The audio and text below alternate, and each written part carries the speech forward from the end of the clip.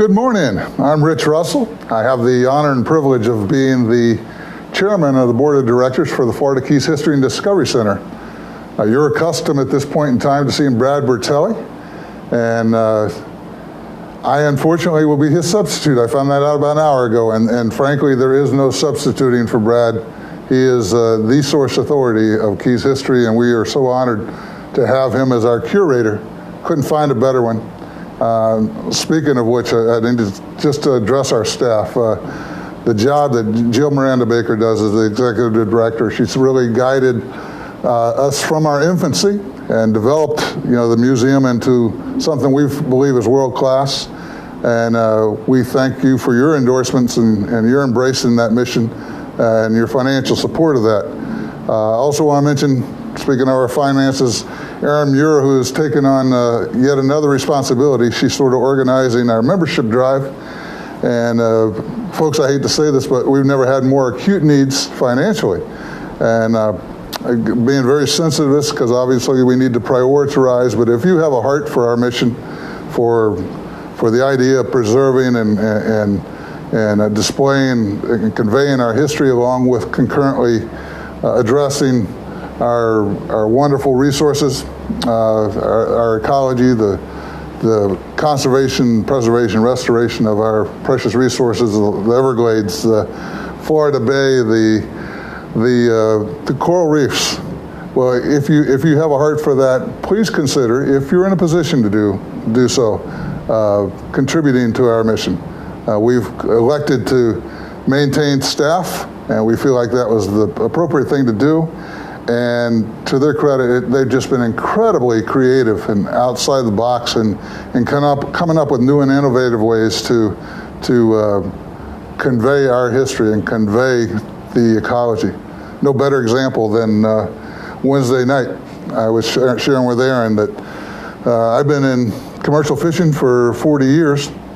I have a lobster and stone crab business in addition to what I do at Coral Shores High School as athletic director.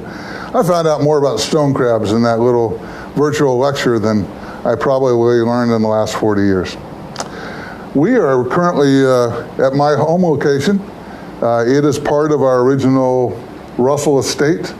My family came to the Keys around 1838. They came to Key Vaca, which is currently Marathon.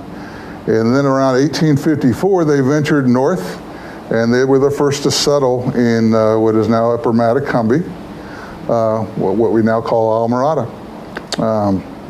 We received, in accordance with the 1862 Homestead Act, we received 163 acres. I actually have a copy, a little object lesson here, of the original land grant that we received in August of 1882.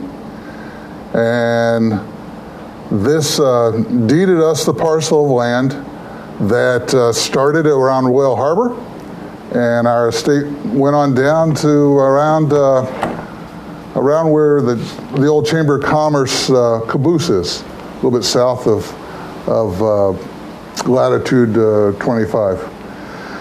So this is part of that estate, and I'll tell you an interesting segue to the History and Discovery Center. We have a canal here that my first cousin once removed. Floyd Russell owned 8 acres on that side, and then we owned a parcel on this side. In 1960, my father, who was a foreman for Alonzo Cothran, was approached about the need for fill. And at the same time, my dad was interested in digging a canal between the two properties, the properties that are concurrent, my Uncle Floyd's property and our properties. And so they ultimately dug a 750-foot canal that's 50 feet wide. It's the only canal, I think, in Upper Matecumbe. And the reason that ties to the Islander is the fill from that property was used for Carroll Street, which is the back road that on both the north and the south side of the Islander that will lead you to the Islander. And again, that was in 1960, and sort of ties into what we're talking about here. The idea of Almirada actually came, the term Almirada, again, means island home. That initial parcel was one that my great-grandfather and his brother, John Henry and James, sold to William Crome. Mr. Crome was, as you know, foreman for Flagler, and that parcel of land was 15 acres. And it's down around where Tiny's is, like from Tiny's on up to CVS in that area, the dollar store going back toward Mary Barley's estate and so forth. All that was inclusive. And he sold that property they sold it in 1907, and that parcel became known as Almirada. 2 words at the time, and that was designated, I think, by Mrs. Crome, if memory serves me correct. I'm just bouncing all around, but I will jump into the fact that we still had property, obviously, that was tied to that, and right next to the Almirada station, which is about where the post office is now, we had a grocery store and a little bit of a diner, and it's always acknowledged as a post office, but the post office was about the size of a bathroom, from my understanding. It's about 6 by 8, and it was just in the little corner of our grocery store diner. And that original post office, are remnants that are still there that went down in the 1935 hurricane. Our family was easily the most severely impacted of the original families. Again, chronologically, we got here in 1854 and had the upper third of the island granted to us. The Penders came around 1874. Richard Pender and his 2 sons, Cephas and Adolphus Pender, also submitted for land grants and received those, and their parcels picked up exactly where ours ended and went all the way down past the moorings. So our properties, our History and Discovery Center, is actually on what was formerly the Pender Estate. But getting back to 1935, at that time, our family had grown to 53 members, and we were easily the most impacted in the storm. We had 38 of the 53 members of my family were killed, including my grandparents. My dad was a lone survivor. And at that point in time, they divided the parcels of the 140 acres or whatever we had remaining into 4 segments. So my dad received a 4th, and the other 3 legs of the family received a 4th. And that's sort of where we are. All of us were, everybody who was in my family now is a descendant of obviously my great-great-grandparents, but their son, John Henry. The other Russells, there were 7 members at the time, the sons and daughters of Richard and Mary Ann, the original settlers.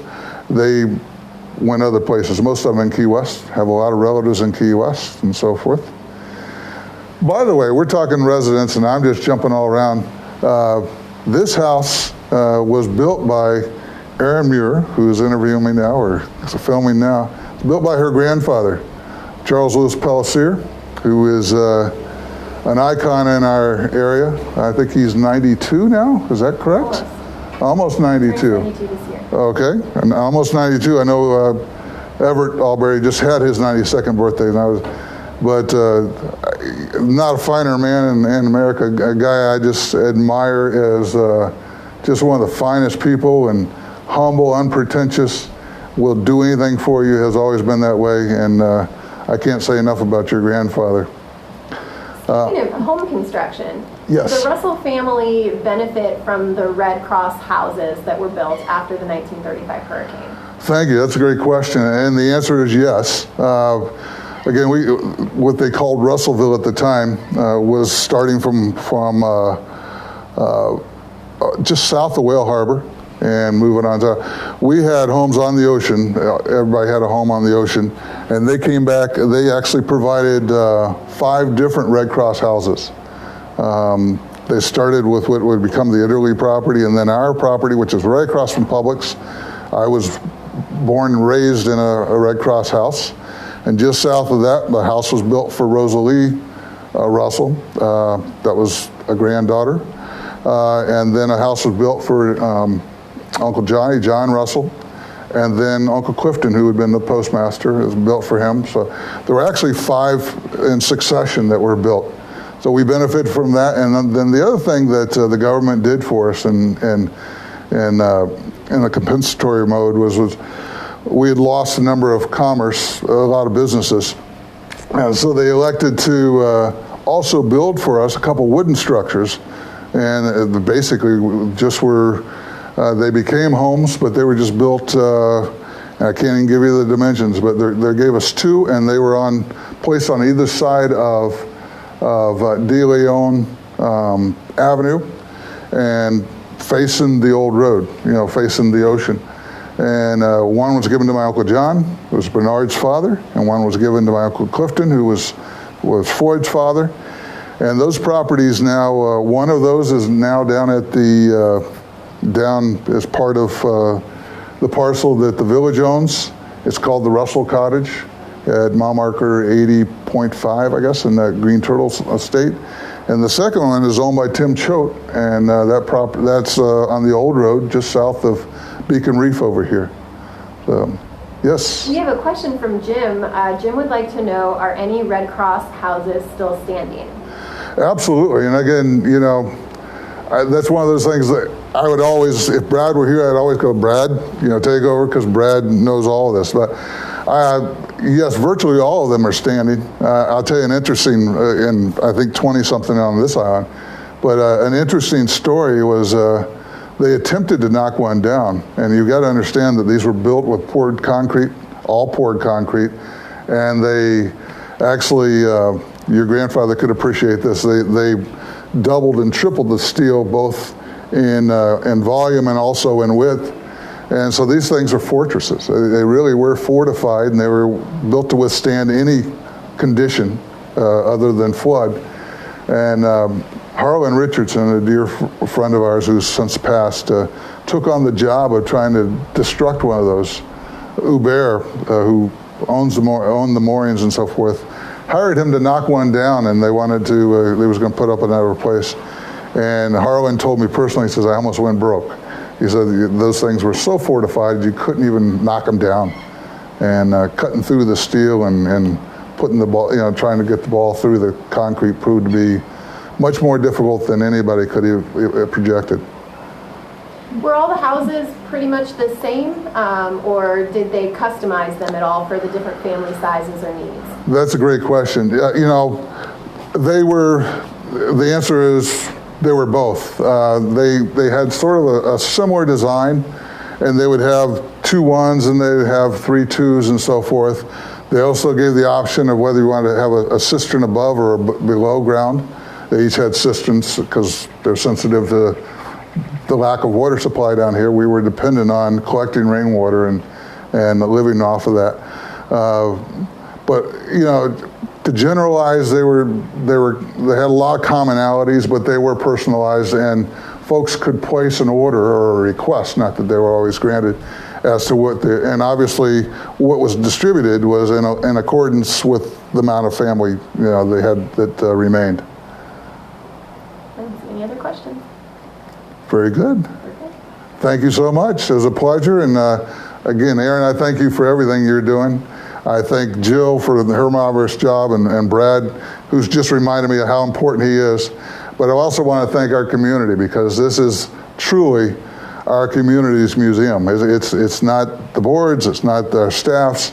This is our community's museum, and we hope that you like what we're doing for your cause, and that you'll embrace it, and that you will support it financially to the degree that you're able to.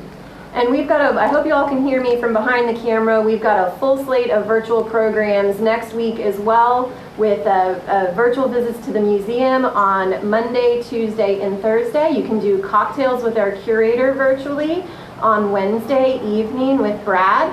And then next Friday, we'll have another Field Trip Friday for you all. And my hat's off to the amazing creativity of our staff in coming up with new and innovative ways to present our history and our ecology.